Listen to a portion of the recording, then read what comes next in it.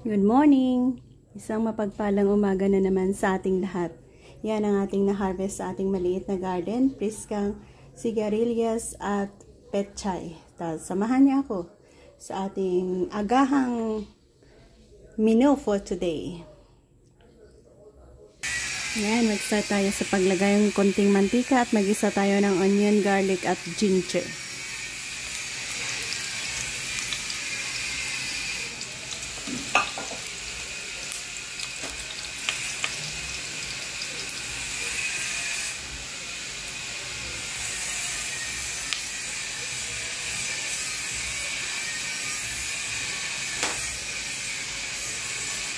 Yan, before pala tayo mag-isa, maglagay muna tayo ng konting aswiti para sa natural color ng ating sabaw. Matapos nating matanggal ang seeds ng ating aswiti, ilagay natin ang onion, garlic, ginger. Sunod natin ang ating manok.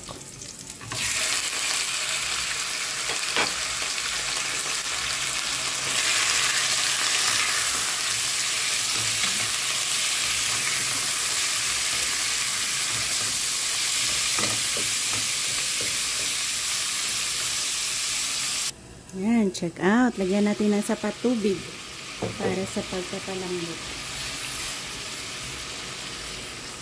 At serve as ating sabaw na yan.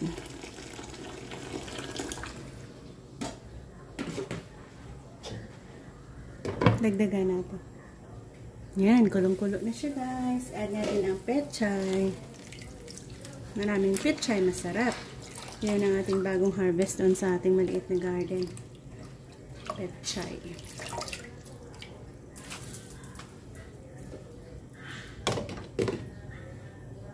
Ayan, mag-add tayo ng pamintang buo. Ayan. Sarap yan guys. Add natin ang patola.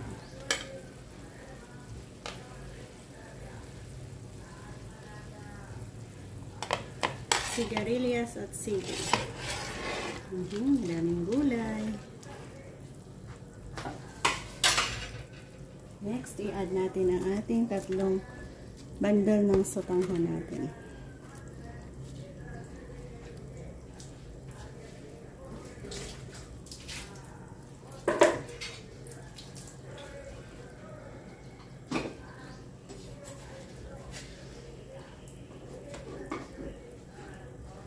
Sapat asin para sa pampalasa.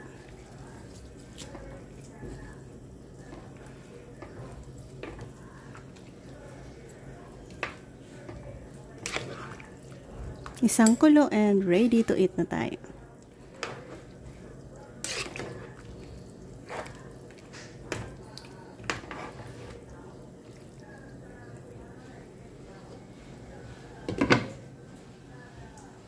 So, ayan guys, dito na tayo mag-e-end. Thank you again for joining me sa ating pagluluto dito ng sotanghon with madaming gulay na ito. Sotanghon na manok with gulay. Bye-bye, God bless, and maraming salamat ulit. Sarap. Kaya tayo one serving. Isang masarap na sotanghon manok. Ayan, sotanghon. Of course, manok.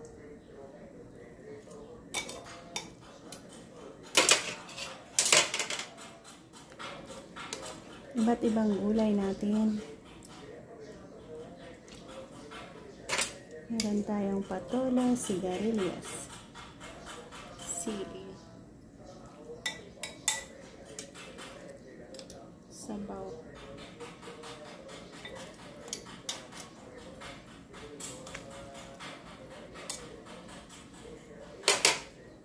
Maraming sabaw, masarap.